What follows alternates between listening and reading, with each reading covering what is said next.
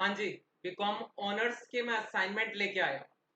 तो सबसे पहला असाइनमेंट मैं आपका फाइनेंशियल अकाउंटिंग बीकॉम सेमेस्टर 1 का, बीकॉम ऑनर्स सेमेस्टर 1 का जो असाइनमेंट है, ठीक है जी, फाइनेंशियल अकाउंटिंग, वो मैं अपलोड कर रहा हूँ। इसमें जो फर्स्ट क्वेश्चन दे रखा है वो आपका थ्योरी का है, सेकेंड क्वेश्चन आपका डेप्रीशिएशन का दे रखा है, थर्ड आपका ब्रांच अकाउंट से रिलेटेड दे रखा है, एंड फोर्थ जो क्वेश्चन दे रखा है आपका, ठीक, वो दे रखा है जी आपका फोर्थ क्वेश्चन, वो डिसोल्यूशन का दे रखा है। ठीक है जी। तो मैंने जो क्वेश्चन यहाँ पे आपके सामने सोल्व किए हैं, वो फर्स्ट क्वेश्चन सोल्व किया है थ्योरी का, थर्ड क्वेश्चन ब्रांच अकाउंट का, और फोर्थ क्वेश्चन सोल्व किया है जी डिसोल्यूशन का। क्योंकि डेप्रीशिएशन का क्वेश्चन मेरा मानना है बच्चे अपने आप भी सोल्व कर सकते हैं।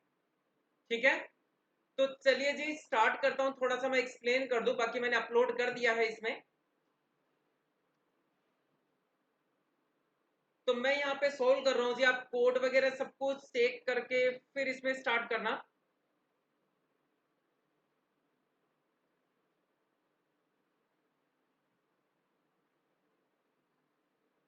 तो बीकॉम ऑनर्स सेमेस्टर 1, पेपर का नाम है जी फाइनेंशियल अकाउंटिंग, और आपका पेपर कोड ये है।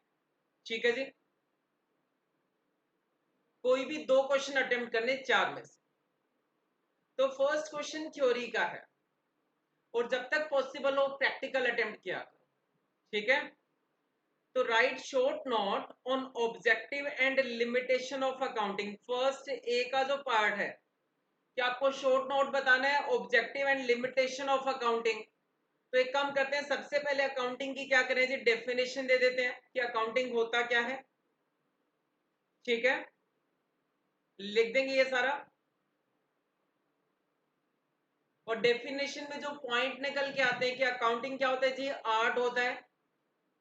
ठीक, कौन सी आर्ट है? Art of recording, classifying, summarising. Accounts में उन्हीं ट्रांजेक्शन को रिकॉर्ड करते हैं जिससे आप मनी में मेजर कर सकते हैं, या फिर जो फाइनेंशियल कैरेक्टर के ट्रांजेक्शन होते हैं। ठीक है, उसके बाद में जो रिजल्ट आते हैं उनको इंटरप्रेट करना। उसके बाद क्वेश्चन में पूछा गया जी ऑब्जेक्टिव ऑफ अकाउंटिंग बताना है अपने को। तो ऑब्जेक्टिव बताना हमने स्टार्ट किया कि अकाउंट्स का ऑब्जेक्टिव होता है जी सिस्टमेटिक रिकॉर्ड्स मेंटेन करना, protecting and controlling business properties. ठीक, बिजनेस का जो प्रॉफिट एंड लॉस है उसका पता करना, बिजनेस की फाइनेंशियल पोजीशन का पता करना, जो कहां से पता लगती है जी, बैलेंस शीट से पता लगती है, और बिजनेस के लिए डिसीजन मेकिंग करना। ये क्या है? ये आपके ऑब्जेक्टिव ऑफ अकाउंटिंग है। फिर से बता देता हूं, जो ऑनर्स के स्टूडेंट, एकदम साफ साफ हैंडराइटिंग यूज करना आप, और हेडिंग वगैरह डाल के प्रॉपर तरीके से असाइनमेंट मेंटेन करना। उसके बाद बात करते हैं जी लिमिटेशन ऑफ अकाउंटिंग। ठीक, ये लिमिटेशंस आपको नोट करनी है। नेक्स्ट लिमिटेशन है कि एसेट को हमेशा कॉस्ट प्राइस पे रिकॉर्ड किया जाता है, ये भी एक लिमिटेशन है। अकाउंट्स कैन बी मैनिपुलेटेड, ये भी लिमिटेशन है जी। और money as a measurement unit change in value, money की वैल्यू भी क्या होती है, चेंज होती रहती है।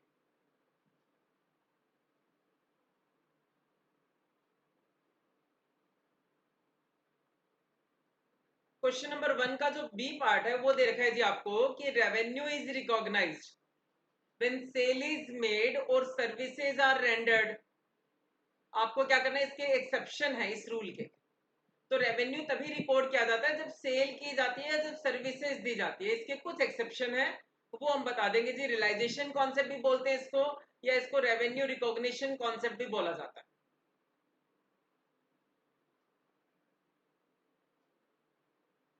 ठीक है जी, इसको नोट करने के बाद में इसके जो एक्सेप्शन है वो एक्सेप्शन बता देंगे।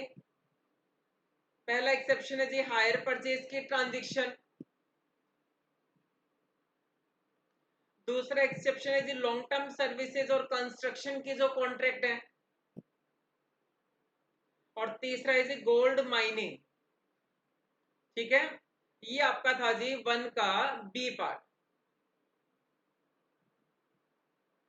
चलते हैं जी नेक्स्ट क्वेश्चन, क्वेश्चन नंबर 3। ये मैंने अपनी तरफ से सोल्व करके फिर अपलोड किया है, तो आपको पूरी तरह से विजिबल होगा। तो in the books of head office necessary ledger account बोले गए थे, तो नेसेसरी लेजर अकाउंट में जितना आप मैक्सिमम मेंटेन कर सकते हो उतने कर दो। तो पहला अकाउंट जो मैंडेटरी है कौन सा जी, ब्रांच स्ट्रोक अकाउंट, ये मैंने बनाया। ठीक, तो ओपनिंग स्टॉक लिख दिया यहाँ पे, गुड सेंड टू ब्रांच कितना है वो लिख दिया जी। उसमें कैश में सेल भी 1 लाख और क्रेडिट पे सेल भी 1,57,000, ये आ गई आपकी टोटल सेल। ब्रांच ने कितना गुड्स वापस किया वो लिख दिया। ठीक है, उसके बाद में डेटर ने डायरेक्ट टू हेड ऑफिस कितना रिटर्न किया, और जब हमने क्रेडिट सेल इधर दिखा रखी है तो सेल्स रिटर्न किधर आएगी, चाहे वो डायरेक्ट टू हेड ऑफिस हो या सेल्स रिटर्न टू ब्रांच हो, दोनों ही इधर साइड आएगी। उसके बाद पिलफ्रेज की वजह से जो लॉस हुआ या लॉस बाय फायर जो हुआ वो दोनों ही इधर आएंगे। तो goods transfer to Chennai branch कर दिया जी, वो बैलेंसिंग फिगर क्या आ गया आपका, बैलेंसिंग फिगर आ गया क्लोजिंग स्टॉक आ गया, और दोनों साइड का टोटल हमने इक्वल कर दिया। तो ये था आपका ब्रांच स्टॉक अकाउंट। चलते हैं जी नेक्स्ट अकाउंट पे।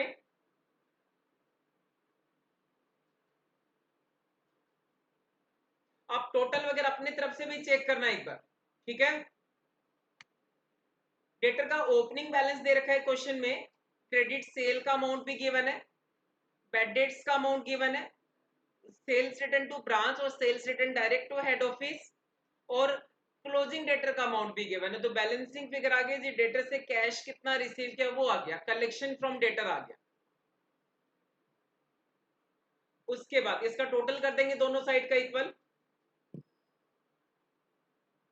उसके बाद नेक्स्ट अकाउंट मेंटेन किया जी मैंने, लोडिंग का अकाउंट, ब्रांच एडजस्टमेंट अकाउंट। तो ओपनिंग स्टॉक 30,000 था, 30,000 का 1/5 किया, क्योंकि प्रॉफिट 25% ऑन कॉस्ट दे रखा है, 1/4 ऑन कॉस्ट, तो 1/5 on invoice price. Good send to branch 3,25,000 था, उसकी लोडिंग कर दी मैंने। ठीक है, ब्रांच ने जो हेड ऑफिस को गुड्स रिटर्न किए थे 10,000, उसका 1/5। डेटर ने जो direct to head office return किया था उसका 1/5। उसके बाद जो अबनॉर्मल लॉस हुआ था कितना, पिलफ्रेज की वजह से 2,000, उसका 1/5, और जो लॉस बाय फायर हुआ था उसका 1/5। उसके बाद में जो चेन्नई प्राइस ब्रांच को गुड्स ट्रांसफर किए थे इनवॉइस प्राइस पे, उसका 1/5। उसके बाद जो क्लोजिंग स्टॉक बचा था जी, कितना बचा था, 66,500, उसका 1/5। ठीक है जी, उसके बाद में जो बैलेंस बचता है वो आ जाएगा आपका ग्रॉस प्रॉफिट आ जाएगा। ठीक है जी, ये ग्रॉस प्रॉफिट का अमाउंट है। ये जो बैलेंस आया ये क्या आ गया जी आपका, ये बैलेंस आपका ग्रॉस प्रॉफिट का अमाउंट है। ये लोडिंग है, ध्यान दीजिएगा, ये किसका अमाउंट है जी, आपका ग्रॉस प्रॉफिट का अमाउंट है। ये जो ग्रॉस प्रॉफिट का अमाउंट आया ये मैं ट्रांसफर करूंगा अगला account, branch profit and loss account में। आ गया जी, देखो branch profit and loss account, ये ग्रॉस प्रॉफिट मैंने ट्रांसफर कर दिया।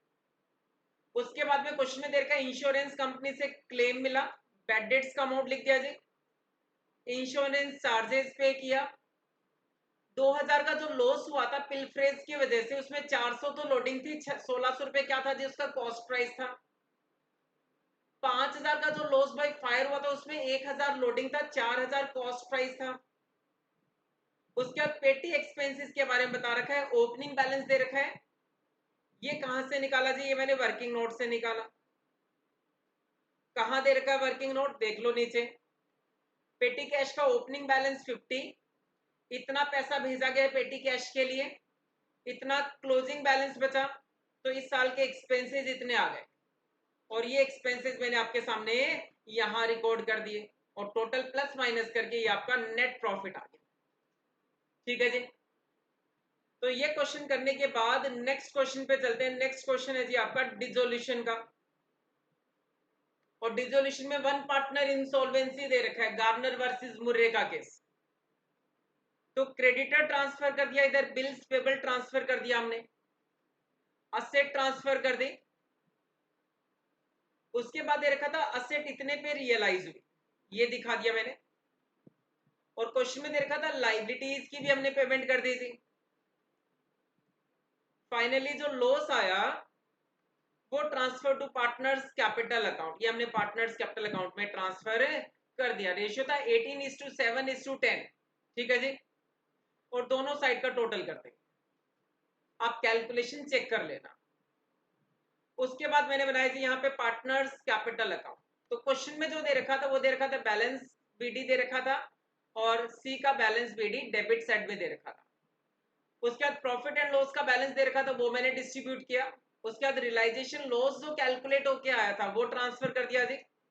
तो गार्नर वर्सेस मुर्रे रूल जो है उसका पहला पॉइंट है कि जो सोलवेंट पार्टनर होते हैं वो लॉस 1800 और 700 कैश में लेकर आएंगे, ठीक। उसके बाद में मैंने जी वर्किंग नोट बनाया जिसमें मैंने सी की डेफिशिएंसी के बारे में दिखाया सारा कुछ करके। तो सी की डेफिशिएंसी, सी की डेबिट साइड में जो टोटल आ रहा है 8800 आ रहा है, क्रेडिट साइड में आ रहा है जी बैलेंस 2000, तो डेफिशिएंसी आ गई 6800। ये डेफिशिएंसी बियर करेंगे, ए और बी बियर करेंगे कैपिटल के रेशियो में। और कैपिटल का रेशियो क्या रहेगा, ये रहेगा जी ओपनिंग कैपिटल प्लस करेंगे इसमें प्रॉफिट एंड लॉस का अमाउंट, तो ये आ गया आपका 2:1 का रेशियो आ गया। तो जो सी की डेफिशिएंसी थी 6800, उसको मैंने बांट दिया 2:1 में, ठीक है जी, बांट दिया। उसके बाद वो वापस आ जाते हैं कैपिटल अकाउंट पे।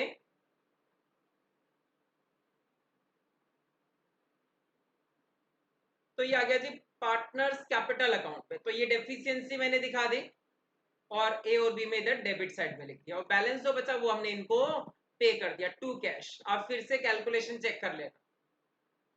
उसके बाद बनाया जी मैंने ए का लोन अकाउंट और ए का लोन बैलेंस बीडी लिख के इसको पेमेंट कर दिया। और फाइनली आ रहा हूं कैश अकाउंट पे। ओपनिंग बैलेंस लिखा 2500, असेट से रियलाइज हुआ 14,000, रियलाइजेशन से एंट्री उठाई है। रियलाइजेशन में लाइबिलिटी को पे किया और एक्सपेंसेस किए, रियलाइजेशन से एंट्री उठाई है।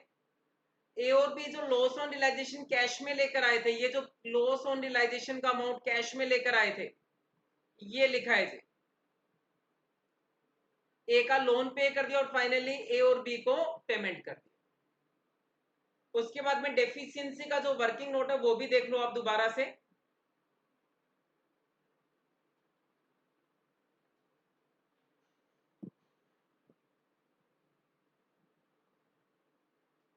ठीक है, मैंने डेप्रिसिएशन का क्वेश्चन अटेम्प्ट नहीं किया है, ठीक है। तो ये बीकॉम ऑनर्स फर्स्ट सेमेस्टर का जो फाइनेंशियल अकाउंटिंग का पेपर है वो मैंने आपके सामने सोल्व कर दिया।